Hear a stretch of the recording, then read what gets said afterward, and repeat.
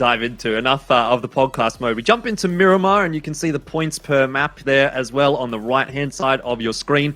And this is something that we're always going to be really interested in talking about, Xenox, because now we shift over to the Miramar week. It's predominantly going to be Miramar. 60% of the games are going to be on this map. And the teams that are going to be cheering about that are Bahamut Gaming. Well, it's really just Bahamut Gaming, quite frankly. Fury arguably have performed a little bit better on Miramar, same for Divine, but their point split isn't quite as significant. But Bahamut Gaming have gotten 80% of their kill points and 100% of their placement points on this map. So they're definitely going to be eager to see how things go. And what's really interesting about them as well, Xenox, is that they are kind of within the discussion, right? They're in 12th place, so they're not doing terribly. And they're able to potentially push themselves up into a pretty decent placement, maybe within the top 8, off of the back of this week.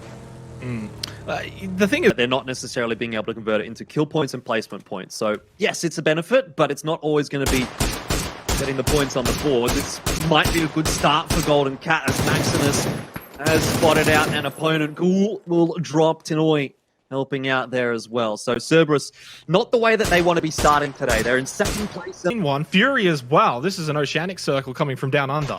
For sure. And it's exactly, again, what I sort of said and alluded to when we saw that first circle. All three of the Oceanic teams were able to get them to get back into the winner's circle. MSC Teraton, who haven't really had the impact from their star player. I, at least for me, have felt Yankyu and current moment shaping up to be Victim Rise will then have to push into the compound of Fury. Yeah, nice shots from Chibirit as he'll get rid of Chin. An extra point on the board there for Victim Rise.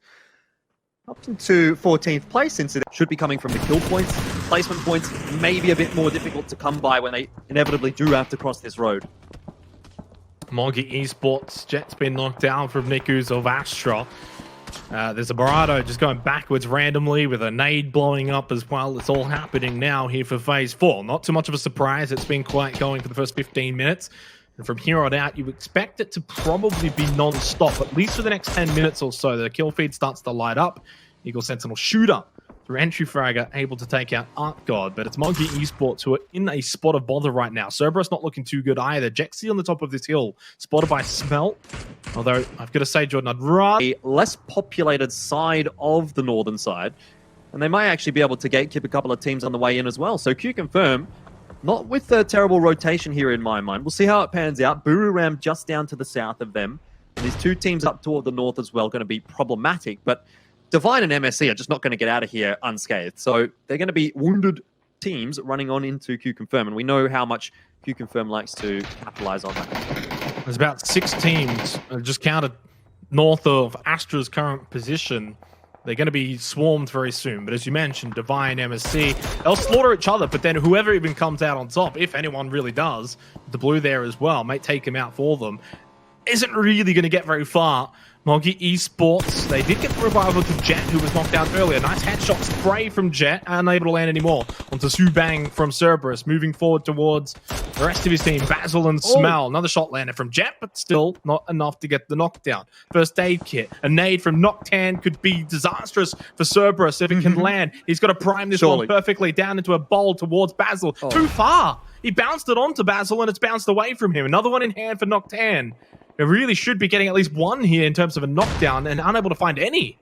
Yeah, even a molly would have been nice, actually. It would have landed right on top of Basil. But either way, it's going to be Divine, it's going to be Eagle, Sentinel Shooter, and MSC that are all getting into those engagements. And for none of those teams is this a good situation to find yourself in, quite frankly, Xenox. Circle Shift does go north, and that's another big hard feed for Astra. Now, they might not have to move. And actually, not only do they now have the opportunity to get those kill points, but the placement points are even more on them.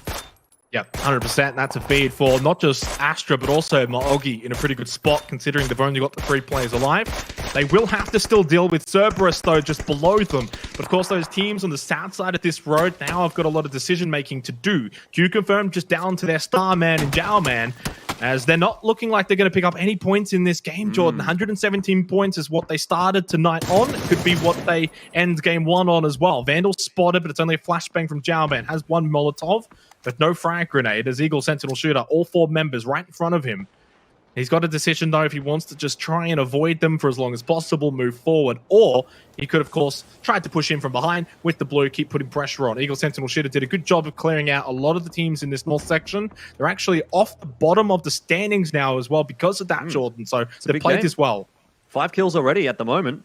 They might just get one more. Jiaoman, I guess he is still a dangerous prospect for them. This is kind of why. He's pretty sharp.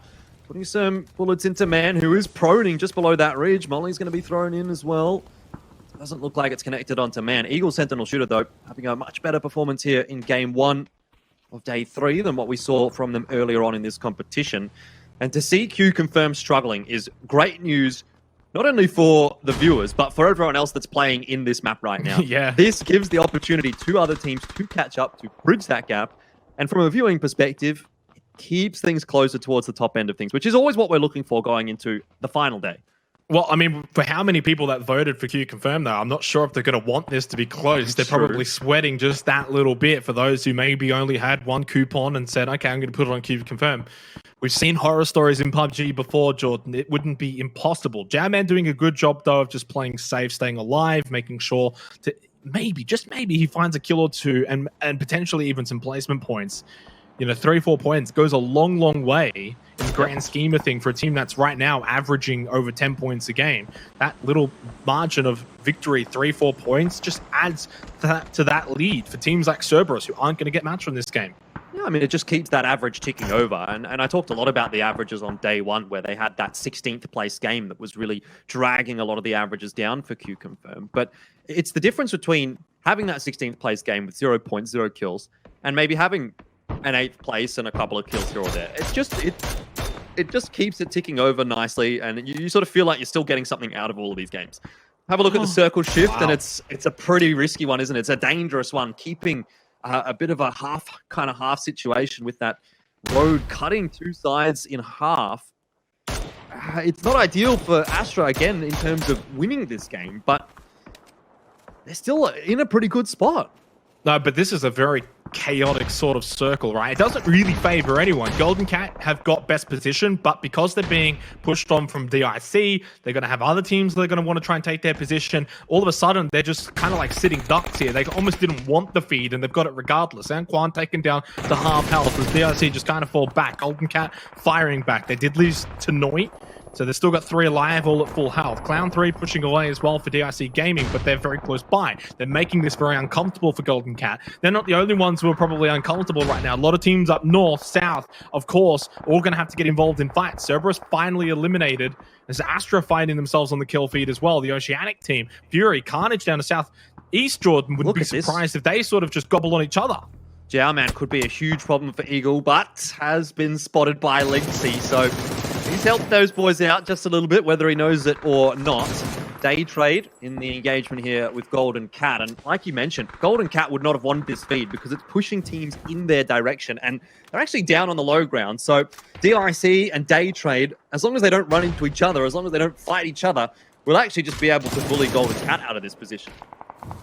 They throw him from Flash, 74-01. DIC kind of started the engagement on Golden Cat, but Day Trades made their way over to this position as well. Molotov thrown down to the front of the shack to try and just deny positioning all around it. Over to Eagle Sentinel Shooter, who the bottom of standings has just performed exceptionally well here for the first match of the night, pushing in on breaching Astra. Zoid knocked down. Niku's still up along with Extreme, and they get the wipe. They stop the push from Eagle Sentinel Shooter, who have amassed a ridiculous amount of kills this game. Buram taken out. 9 teams remain. The top 3 are all eliminated here for match 1. Flash just staying inside of the shack for as long as he can. As soon as he jumps out, Maximus lands a few tags. Venotic is knocked down as well. Anquan, last one standing for DIC. Rodin's just found a triple kill, or at least no, he found 2 inside the other as Fury ended up taking out Carnage. Yeah, they were always going to run into each other, weren't they? For Fury, they get over the line there. I think losing only 1 player. They're going to get 2 reses here.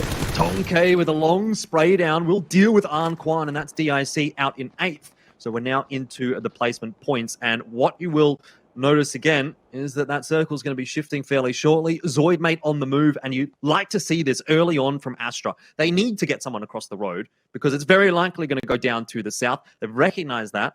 And now this gives them the opportunity to rotate into a bit more of a safer position. Circle shift goes more or less right on top of Zoidmate, about on top of him as it could have. So good moves being made by Astra so far in this game. They'll have to deal with VTR, who is relatively close by, but they could get a hand actually from Fury if they decide to end up rotating further north. We speak about sort of last chances. If you want to compete for first, if that's really what's on your mind, this is the time to do it. Of course, Q confirmed to pick up no points this game. Veronica down to 3 health. Of course, 3 alive, though, still for day trade. Only the 2 kills. And of course, they're going to have to move into this next circle. The blue moving in 10 seconds' time. Phase 7 is upon us. And around Astra's position, when I look at the map, of course, they've got Victim Rise over there as well. And as I mentioned, that Zoid has been eliminated by Chibaret. That was one thing that I was always in the back of my mind thinking they've got to be careful of. You're almost sort of pushing in front of a team that's pushing into your position. Nogi Esports 4 kills inside. Nice spray from a distance. Veronica spotted and knocked as well by Ronan. Fury just currently smashing through everyone here on Miramar. They've got a lot of teams around them, Jordan, though. Look at that mini-map. Yeah, but they're kind of slapping at the moment. This is almost vintage from Fury on Miramar. If we go back to some of the previous seasons, PCS of Pro Circuit in ANZ, where they really just ran away with games on this map. And it was that call from Incognito that was able to do it. So the precedent is there, Xenox, that this is possible for Fury to just frag out and win all of these Angels. Need to be careful, though, that they don't get shot in the back by this Gearbox player who has been behind them for quite a long time, and he could be the one problem. He's not the only one. There's so many teams around them. Oggy, Flash, the solo for day trade. Of course, Theodora as well from Gearbox, like you mentioned. Noctan surely lands those shots, and he does in the end on Insight. Spray back. Waika Kamukau lands a tag. Forces Noctan to just rethink his position for the time as Ronan will finish off Theodora. That was the solo for Gearbox. At least puts now Fury into a top 5 position. They've got a lot to deal with. Flash helps Fury out. Nice knockdown onto top 1 Sever. And can he find any more? Jets on the other ridgeline, has to reload the barrel. Only 11. 5 bullets. No bullets! He's done it at the last second! Should have just thrown the pan at him to finish it off in style. Flash will take out Jet from Maogi Esports, who I believe may just be down to Noctan. Well, it's down to Waika Kamukau for Fury, Noctan for Maogi, Flash for Day Trade, and the 2 quote-unquote powerhouses in this game right now are Astra with 2 players alive and Victim Rise with 3. Now, Victim Rise have certainly turned their competition around here as well. They were sitting toward the bottom of the standings, and they still are, to be fair, in 13th place. But look at how far they could jump up with a win here, Xenox. 44 points for 12th. 46 for 11th, 55 for 10th. They could theoretically get all the way up to potentially 9th, 8th if they get a good win on the board here. I'm not sure whether the placement points are taken into account already on the ranking, so maybe I've overshot the mark a little bit, but they certainly can get up to at least 11th. Pushing over towards Astra's position. Victim Rise will have the high ground. They'll be favored in this fight, and it's only 2 members for Astra. Not sure exactly how they're going to be able to win this. They're falling down, but that's not what you really want to do. All you've done is give that high ground. Look at it from Chibaret. Extreme with the knockdown, gets 1, but still 2 more to deal with. Left side, right side, he can't get any. It's good night for Astra. Top 5 at least in this game, and showing signs of potentially what they may be able to bring here for day 3, match 1. And we've set the tone. Waika Kamukau, Flash Noctan, and Victim Rise. You mentioned where Victim Rise may be able to rise up to on the standings. I suspect from here they should go on and get the win. This would be a little bit unfair if Flash is the one to take out Waika Kamukau since he helped Fury so much. Now he comes back to reclaim the invoices, takes out Waika Kamukau, says, all right, helped you before, but this time I want top 3. 2 solos and the trio for Victim Rise, and the team that was second last, if I remember correctly, coming into this game, Jordan, on the verge of picking up their first win of PCS 1 APAC.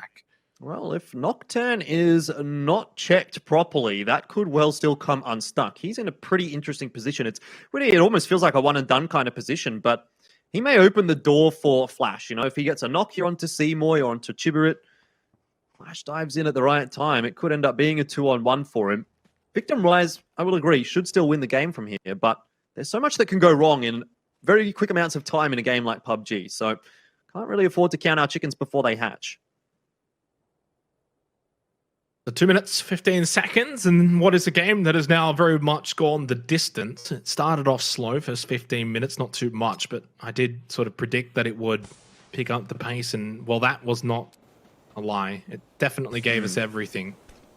But Flash Noctan have been sort of both very solid as solos here towards the end, finding kills. You know, we saw earlier on Noctan able to stay alive when the rest of his team was, I think, actually taken out by Flash. It was, yeah. Flash is the one who, of course, ripped apart most of Mo'ogi Esports. Noctan hasn't really moved. Victim Rise, I think, are playing this pretty well. Chibberit's just that anchor, making sure no one's flanking around the right-hand side or north side, depending on where you're looking.